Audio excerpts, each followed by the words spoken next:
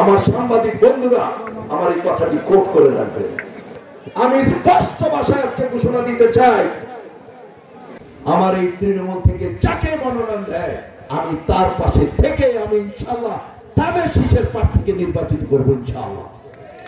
দীর্ঘ 30 বছরের পথ চলায় আমি একদিনের জন্য নমিনেশন চাইনি। আপনারা যদি চান ইনশাআল্লাহ আগামী নির্বাচনে আমি ইনশাআল্লাহ জাতীয় সংসদ নির্বাচনে আমি বিএনপি থেকে ইনশাআল্লাহ মনোনয়ন প্রত্যাশী হব। অনেকেই শুধু একটা ফোন করে ভাই নমিনেশনটার খবর কি? আগামী ফেব্রুয়ারি মাসের 12 তারিখ আমাদের নির্বাচন হবে। টেকনাফ থেকে তেতুলিয়া, রূপসা থেকে পাথুরিয়া 300 সিটের এমন কোন জরিপ নাই আমার প্রিয় নেতা তারেক রহমানের কাছে নাই। কি ঠিক না বেঠে? ওনাকে ফাঁকি দেওয়ার কোন রাস্তা নাই। প্রত্যেকটা লোকের আমলনামা, আরএস, সিএস, বিএস প্রত্যেকটি জিনিসে আমার প্রিয় নেতা তারেক রহমানের কাছে আছে। দফায় দফায় তদন্ত হয়েছে, আজকের এই মুহূর্ত পর্যন্ত তদন্ত চলছে। ফাঁকি দেওয়ার কোন রাস্তা নাই, নিশ্চিন্তায় থাকুন। আমরা এই 2 উপজেলা বিএনপি আমরা ঐক্যবদ্ধ। আমি শুধু এতটুকু বলতে চাই, আমরা কমিটেড।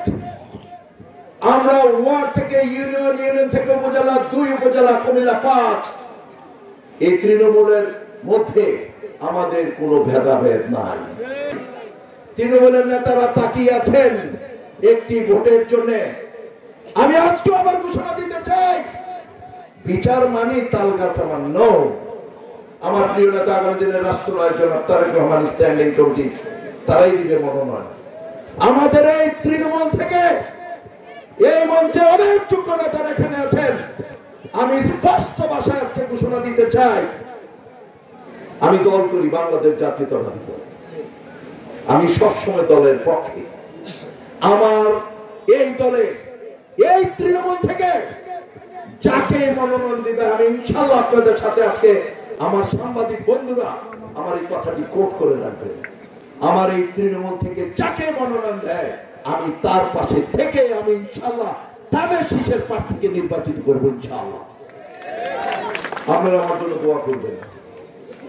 আগামী দিনে আমার প্রিয় নেতা জনাব তারেক রহমান ইনশাআল্লাহ উনি সবার পরীক্ষা শেষ, উনি শুধু ফলাফলটা দিবে। আমার ওই একসময় আলাউদ্দিন সাহেব কইতো ওইলে গুড নাইলে ভেরি গুড, একটা কথা কইতো না। আমি আবার সেটা বলতে চাই না। আমি শুধু এতটুকু বলতে চাই, এই জনপদে আমি কাজ করেছি। আমার নেতা যদি আগামী দিনে আমাকে মূল্যায়ন করে, আমি আপনাদের পাশে ছিলাম, আমি আপনাদের পাশে আছি। আমি আমৃত্যু আমি একটি জিনিস চাই, যাতে আমার মৃত্যুর পর মানুষ আমার জন্য কাঁদে। এবার আমি একটি জিনিস দেখেছি, মানুষের হতাশাগ্রস্ত, চারিদিকে শুধু একটি কথাই আমি দেখেছি, কেউ আমার জন্য রোজা রাখছে, কেউ আমার জন্য তাহাজ্জুদের নামাজ পড়ে আমার জন্য দোয়া করছে। আমার এই পিছনের কর্মীরা যারা আছে তারা 2 হাত তুলে মসজিদে মসজিদে গিয়ে তারা আমার জন্য দোয়া করে, হে আল্লাহ আমার নেতাকে আমাদের জায়গায় নিয়ে যাও। আজকে যদি এই অবস্থাটা না হইতো, আজকে যদি তারেক রহমান আমাকে ডিরেক্ট নমিনেশন দিত, মানুষের এই আত্মনাদ, মানুষের এই দুঃখ, মানুষের এই বেদনা, সেটা কিন্তু আমি বুঝতাম না। আমি ঋণী আমার বাবাদের কাছে, আমি ঋণী। একটু এই সাইডে একটু রাস্তা একটু খালি হন, এই জায়গায় আমার ছাত্র ভাইরা, এই যে আমার মা বোনদেরকে একটু তাকিয়ে দেখেন। আমার বোনরা, আমার মারা, এই 3টা থেকে আপনারা আমার জন্য তাকিয়ে আছেন। আমি কি দিই আপনাদের কাছে? আমি সান্ত্বনা দেব। আপনারা তো আমার জন্য এখানে, আমার তো স্ত্রী আছে, তিনিও তো ঢাকায়, কিন্তু আপনারা আমাকে কত পছন্দ করেন। আমি ঋণী মা, আমার বোনদের কাছে ঋণী। বিনিয়োগ সে একটু বলতে চাই, মনোনয়ন দিবেন তারেক রহমান, যাকেই দিবেন ধানের শীষ দিবেন, বিবেক বুদ্ধি খাটিয়ে দিবেন, চিন্তা করবেন না। আমি বিএনপির মানুষ, ধানের শীষের মানুষ, আমি বিদ্রোহী না। তো শুধু এতটুকু আপনাকে বলতে চাই, আপনারা আমার জন্য মারা দোয়া করবেন। আপনারা এখানে যারা আছেন, আজকে কালকে থেকে প্রতিটি মা বোনের কাছে গিয়ে আমাদের সালাম দিবেন, আমার জন্য দোয়া করতে বলবেন। কারণ আমি কোনো প্রতিহিংসার রাজনীতিতে বিশ্বাস না।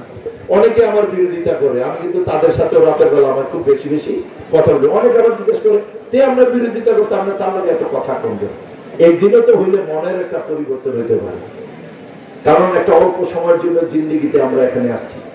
আমি এখান থেকে বাড়িতে যাবো এটার কোনো গ্যারান্টি নেই, কি এমপি হবো আর কি হবো। যে ভালোবাসা আমারও গুরুচন্দ্র গ্রহণ করা দিছে।